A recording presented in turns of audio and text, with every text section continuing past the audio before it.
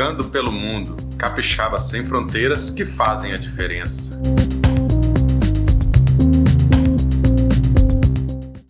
Olá, olá, hello! Está no ar o Pocando pelo Mundo, programa mensal do Século Diário, que traz sempre convidados capixabas que estão fazendo sucesso por aí. Estamos aqui com a apresentação minha, Vitor Taveira, no estúdio 42B. E lembrando para você curtir, comentar, compartilhar, seguir nossos canais do Século Diário no YouTube, nas plataformas de áudio, e acompanhar também o seculodiario.com.br. Quanto mais interação, né, mais engajamento, mais longe chega esses conteúdos.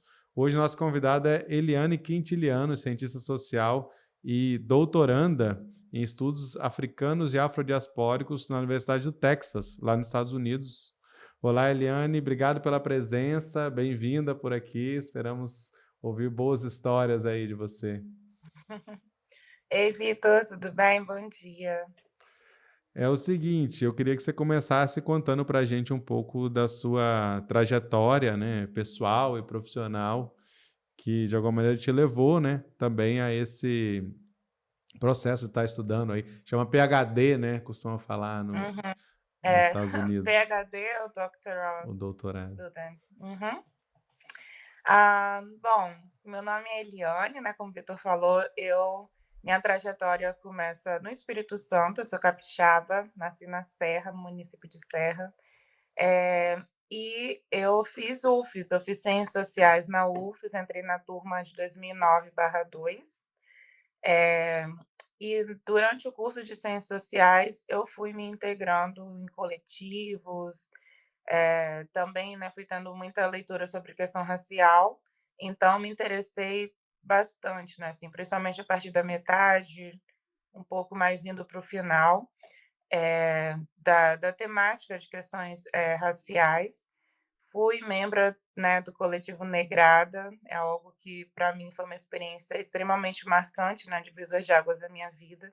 Fizemos muitas atividades, foi uma vivência, uma experiência muito importante de estar, né, assim, com o movimento negro dentro da universidade, também, fora, né, contatos, congressos, conferências, viajando, foi muito importante. Então, eu terminei a licenciatura em Ciências Sociais em 2014. Depois eu fiz uma especialização chamada, até esqueci o nome da especialização, espera aí um pouquinho. Uma especialização pela Uniafro, Políticas de Promoção, da Igualdade, Racial na Escola, voltada, né, principalmente para a questão da licenciatura, de como que os profissionais da educação podem aplicar a Lei 10.639/3, que agora até mudou, né, o nome da lei, mas na época era a Lei 10.639/3. Então a ideia era que os estudos de, história africana e afro-brasileiras fossem inseridos nos currículos das escolas e também estendesse para as universidades. Foram 2 anos, foi um curso muito bom. E depois eu resolvi que eu iria fazer o bacharel, terminar o bacharel, que tem como dar essa continuação, né. E no bacharel eu decidi mudar o foco da pesquisa, eu estava pesquisando a influência dos coletivos negros nas escolas, né, do estado, muito voltado para a educação. E aí eu comecei a me interessar por afroempreendedorismo e decidi que eu iria fazer também, né, ter o diploma de bacharel em ciências sociais. Então fiz uma dissertação na área de empreendedorismo, falando sobre empreendedorismo, os obstáculos, e depois apliquei para o mestrado, que eu comecei em 2018, terminei em 2020, durante a pandemia. Nossa. Foi um sofrimento terminar esse mestrado. Foi um mestrado muito significativo para mim, muito rico, foi muito, muito bom. Estava super em alta, né, assim, super inspirada.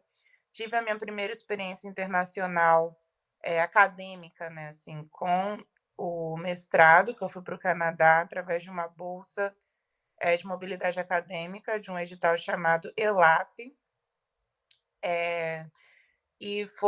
Foi um semestre no Canadá e que eu voltei assim: "Uau, acho que dá, né, que eu consigo", muito interessante ser pesquisador em outros contextos, né, foi Uhum. algo interessante.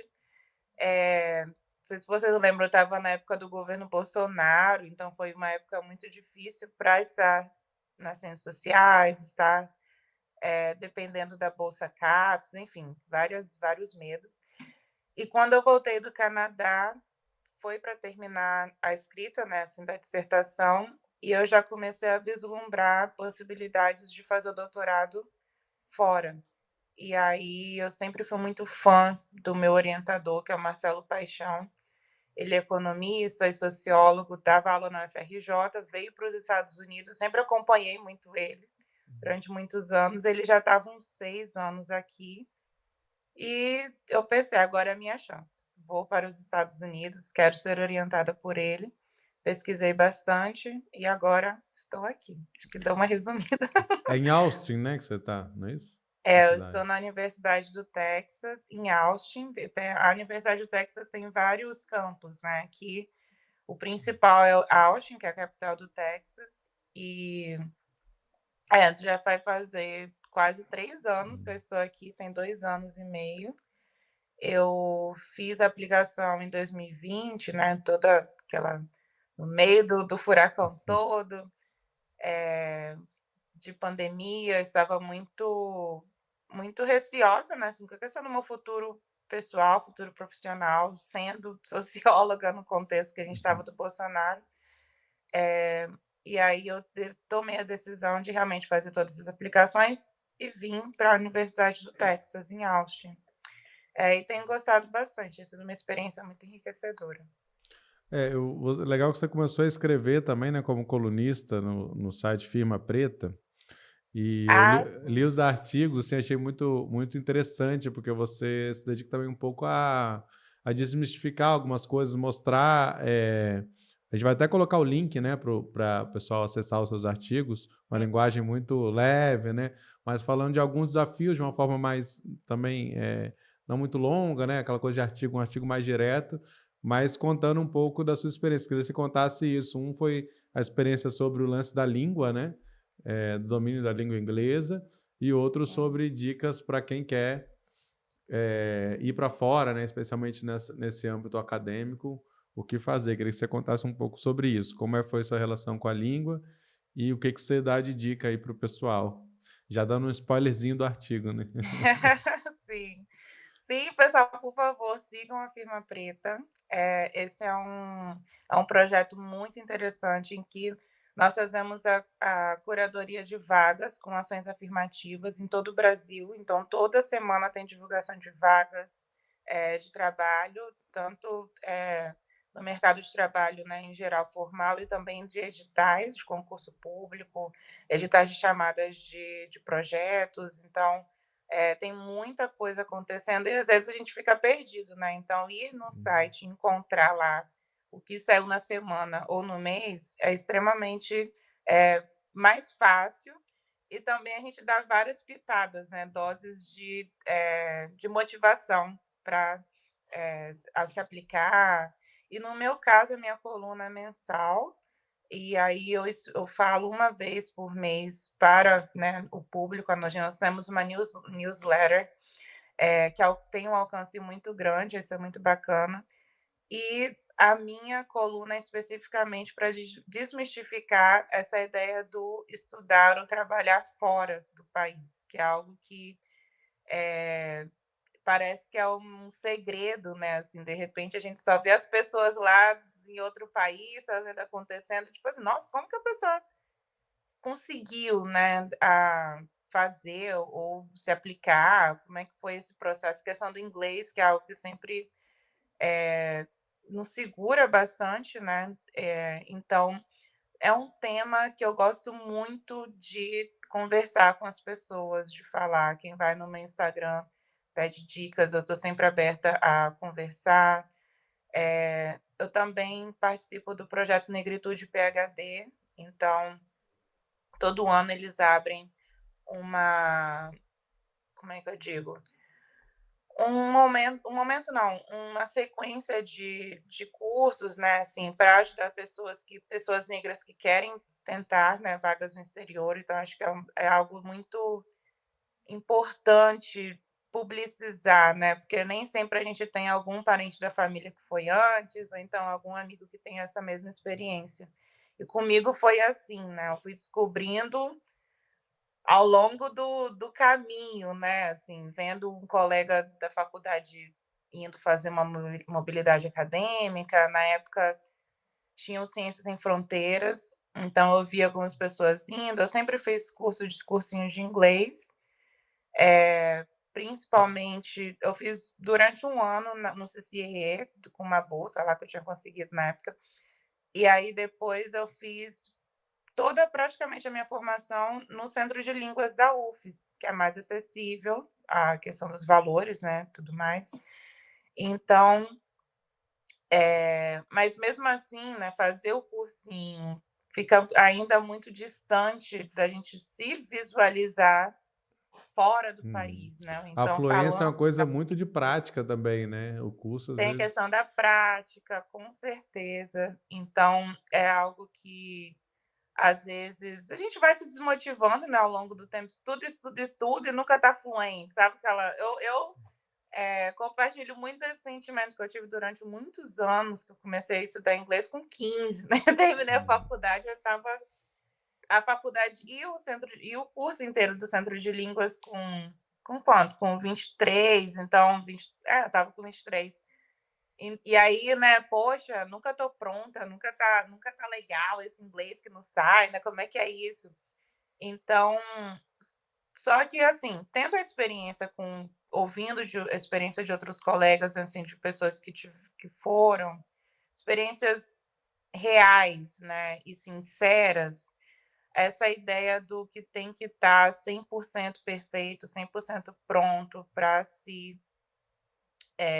se candidatar a algo, né, assim, a uma vaga, é algo que eu tento desmistificar para todo mundo, porque é isso, né, nunca vai estar 100% perfeito. Então, a essa questão do sempre ficar postergando, né, assim, tentar algo, ou então postergar do não pegar, né, com afinco os estudos no inglês, porque: "Ah, não, nunca vou mesmo para Uhum. outro país, então tá de A- boas, eu fico Acaba, aqui pode no". virar um elemento de autossabotagem, né? Assim, você achar Exato, que. exatamente. Ou então, ao contrário, aparece a vaga: "Ah, não, mas eu não tenho inglês". Tipo assim, não, se a pessoa estudou, tem algum nível de inglês que a pessoa alcançou, Uhum. né, então, de melhorar até essa autoestima, né, porque eu cheguei aqui, eu também gaguejava muito, ficava naquela coisa toda, e eu tive um colega, o Zeca, que ele falava: "Não, pô", ele: "Pô, nega, você tá aqui, você fala inglês sim", eu falava que as pessoas falavam: "Ah, eu acho que eu não falo inglês não". "Pô, você tá aqui, tá Você fazendo falou que aula, tem tá muito isso, as tudo". pessoas também, a grande maioria das pessoas vai tentar se fazer entender, vai entender, mesmo que não seja perfeito, vai se esforçar para Exatamente. estabelecer o diálogo, né?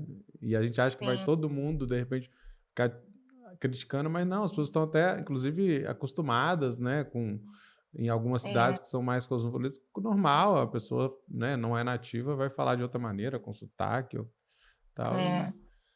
E a questão do sotaque é o que pega muito a gente, né, então assim, tem o sotaque, mas fala inglês de qualquer forma, né. É incômodo de ouvir e entender, mas o principal, sempre botar em mente, né, assim, o principal foco é a comunicação. Claro que eu estou falando aqui agora, né, assim, em poucas frases, já resumindo tudo, mas Hum, foi um processo muito longo para mim, né, para poder realmente, eh, me ficar mais segura para dizer assim: "Não, eu falo inglês sim, uhum, o meu sotaque é extremamente forte ainda, né, tem isso". A questão da velocidade, como que vai falar, eu me cobrava muito para falar bem rápido, né, uhum. aquela coisa, enrolar a língua. Só que nem falando em português mesmo, eu sou super capixaba, eu falo devagar, tipo assim, é o meu jeito, né, então, Exato. tirar um pouco dessa cobrança, né, assim, dessa perfeição de para poder começar algo, para poder, Uhum. né, tentar alguma coisa nova, no sentido de que pensar, né, assim, que a comunicação é mais Uhum. importante, já é um meio do caminho, assim, que dá uma quebrada E você, inclusive, dá para aula hoje, né, como parte do programa, né, de PhD e assistente de classe, essas coisas todas, né, que é sim, outra... Você passa a ser até, assim, de alguma maneira, o centro, né, da atenção, talvez uma exato. autocobrança até maior, mas que vai acontecendo, né? Uhum, sim. É claro que eu não vou ficar aqui, né, falando assim aquelas coisas motivacionais, dizer que: "Ah, não, gente, tá tudo bem", porque realmente eu tive Fácil minis não é. infartos aqui Uhum. durante muito tempo. E em determinadas situações ainda eu fico nervosa, né, dou toda aquela Claro. gaguejada e tal, mas é a questão do: "Sim, estou aqui, né, e sou capixaba, sou brasileira, sou do Espírito Santo, eh, falo inglês", é algo que às vezes eu tenho que afirmar para mim mesma sempre, né, assim: "Eu falo sim inglês. Ah, gaguejei. Ah, pronunciei uma palavra meio errada. Ah, cometi um errinho aqui ou outro de gramática, mas eu estou me comunicando e a Uhum. fluência está aqui", né, acho que é algo que, destravar é importante. Uhum. E é importante no sentido de, por exemplo, como que foi esse processo? Muita gente pergunta, né: "Como que você fala inglês? Como que você está aí?". Tive o processo de estudar, né, cursinho e tudo mais. Não, muita gente faz má propaganda de cursinho. Eu acho que é extremamente importante, não acho que é uma coisa que se deva jogar de lado, jogar fora os cursinhos tradicionais. Pra mim, pelo menos, é importante, eu acho que tem uma base pedagógica importante. Então fiz o cursinho de inglês durante muitos anos, então trabalhei muito a questão da escrita, a questão da leitura, a questão da escuta foi muito importante, mas ficava sempre faltando, né, aquela lacuna, aquela insegurança na questão do falar. Então, falar abertamente inglês sobre qualquer assunto sempre dava aquela gaguejada. Ou branco, né, como o pessoal fala. Então, vindo para cá, eu tive que passar pelos exames de proficiência, estudei horrores, né, fiz muito. Uhum. Estudei mesmo, assim, né, parte de proficiência, como que faz as provas do TOEFL para testar, né, que eu tenho um mínimo de inglês, também tem isso. E aí vindo para cá, fiz ainda uns 3 meses de curso individual de comunicação, né, assim, tal de inglês para me preparar para estar pronta, né, assim, para estar falando inglês, para participar das aulas. E aí, aqui, depois de um ano, dependendo do departamento, né, o meu departamento é assim, você chega, estuda normal e tal, um ano as disciplinas, e a partir do segundo ano tem que trabalhar. Então aqui tem a posição de teaching assistant, a gente fica dando essa assistência para os professores dentro da sala de aula. E chega a um determinado nível, né, desse trabalho, no meu caso foi no segundo ano, que tem um dia específico de sessões de discussão, que aí é a gente coordenando, fazendo a dinâmica com os alunos em sala de aula, sozinho, sem o professor na Uhum. sala, coordenando a discussão do tema da, enfim, da semana. Então, assim, planejar a aula, entrar na aula, dar aquele bom dia, fazer uma recapitulação do que teve durante a semana, né, daquelas leituras, do vídeo e tudo mais, e fazer perguntas chaves para os alunos poderem, né, responder, organizar a dinâmica. Quando eu vi que em algum momento eu teria que fazer isso, eu já estava assim: "Meu Deus, eu vou morrer". Já foi assim. Antes de começar as aulas, de começar tudo, o primeiro ano, eu estava: "Meu Deus, vai ser impossível". Mas é possível, tem acontecido, né, Uhum. acho que, tem 2 coisas, né, que eu gosto de enfatizar. Tem a parte eu sempre gosto de frisar bastante, do "é difícil, mas não é impossível", para qualquer coisa na vida, é um lema, assim, que eu tenho. E da questão do desmistificar dessa ideia de que: "Ah, não consigo, não posso, não dá, nunca tá bom, tem que estar perfeito".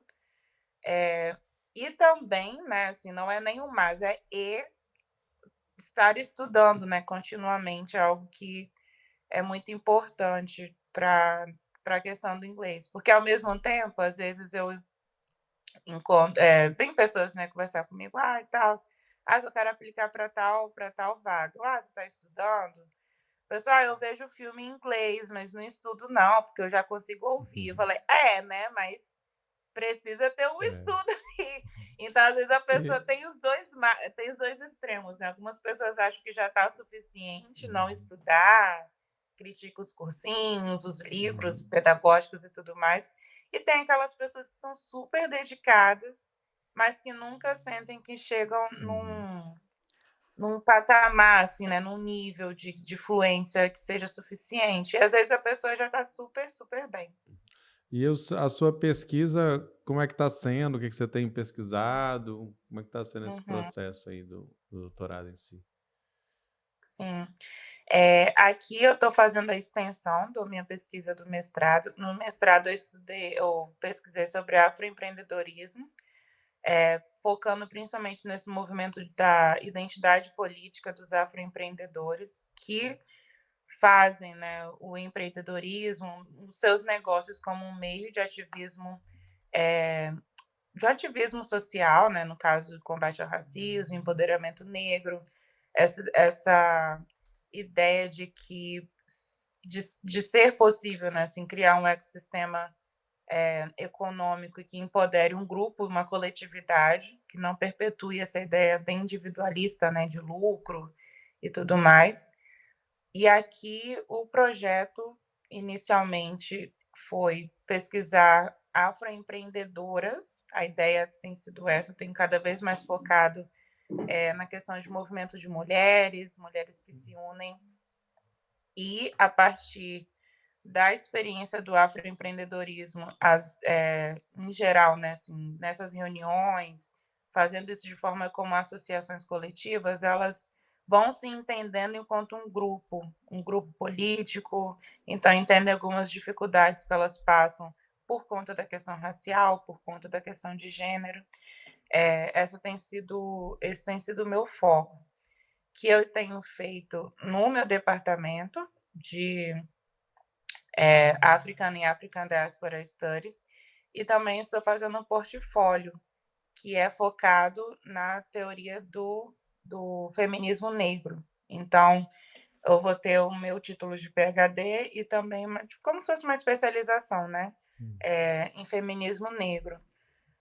E a pesquisa tem ido bem. Aqui a gente tem que cumprir primeiro, né, os 3 primeiros anos, todos os cursos, a gente tem que pegar 3 cursos por Uhum. semestre, trabalhar, tem isso também, e fazer as leituras. Daqui a pouco vai ter minha qualificação no final desse semestre, espero. Espero não, né? Vai acontecer em abril.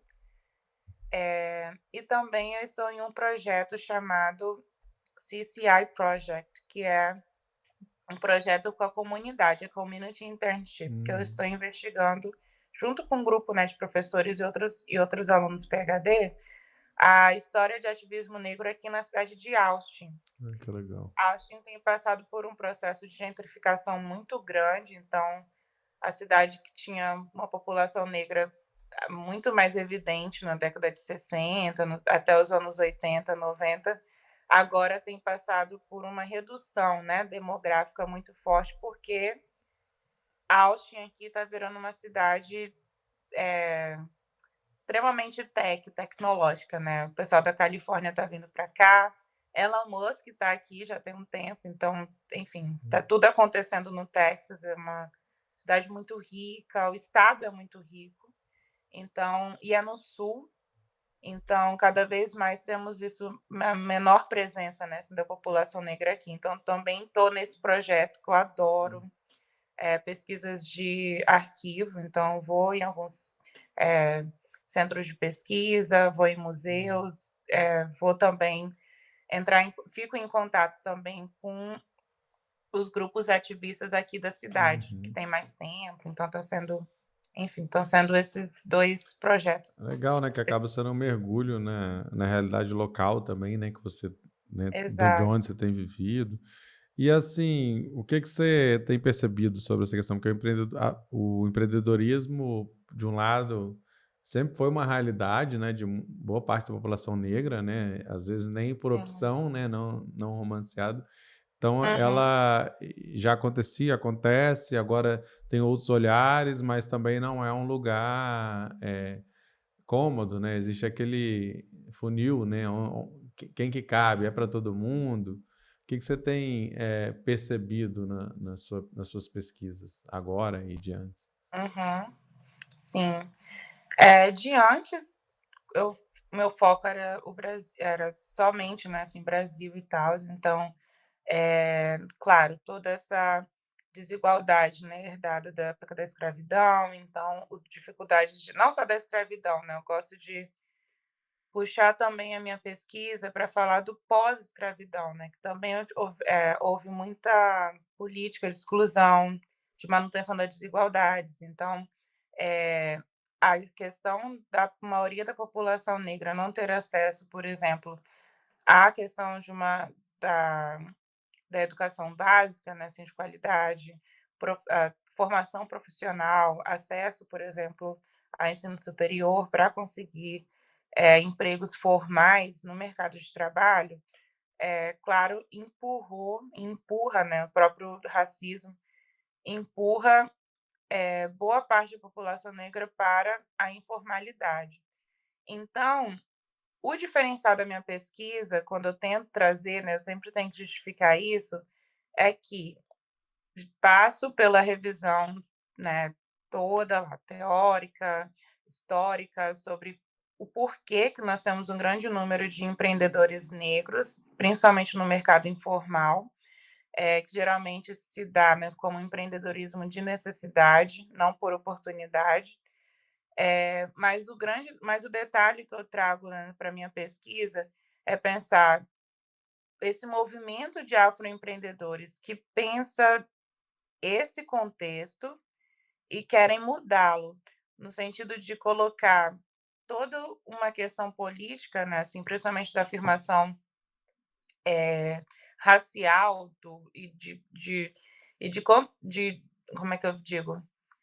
De contestar, né, essa realidade, por exemplo, do mercado de trabalho formal e também das oportunidades de empreendedorismo, que repetem, né, essas dinâmicas de exclusão contra as pessoas negras. Então, eh, não é uma leitura desse processo de: "Ah, temos os empreendedores somente pensando de que é uma consequência de uma conjuntura, né, estrutural", mas também dá um destaque para aqueles empreendedores, para aqueles grupos, né, assim, específicos que agem, que tomam uma agência sobre a situação e criam estratégias de como que pode ser possível, criar possibilidades de geração de emprego e renda para a comunidade negra. São poucos comparado com a quantidade Sim. enfim, na estatística de quantas pessoas negras estão nessa situação por não ter nenhuma outra oportunidade, mas eu gosto de destacar as pessoas negras que se unem, né, que fazem coletivamente, pensam isso desde muito tempo, estratégias de fortalecimento da ideia de empreendedorismo, assim como outros grupos étnicos também tiveram, né, tanto no Brasil quanto, em geral no mundo. E a própria forma de se fazer esse movimento voltado para a questão do pertencimento racial também aumenta, também melhora, né, não melhora, mas também, assim, contribui para a denúncia do racismo, que o racismo Uhum. impacta em todos os âmbitos da nossa vida, né, seja no social, no político, no econômico, que é algo muito importante. Aqui nos Estados Unidos, eu vim para cá, né, geralmente a gente tem essa ideia de, empreendedorismo negro, black business, o negócio buy black, o negócio, né, que se inspira aqui nos Estados Unidos. Apesar de eu ter tido já muitas leituras sobre a realidade aqui nos Estados Unidos, eu ainda tinha como é que eu diria? uma percepção muito positiva até, né, de achar que aqui as coisas estavam super melhores.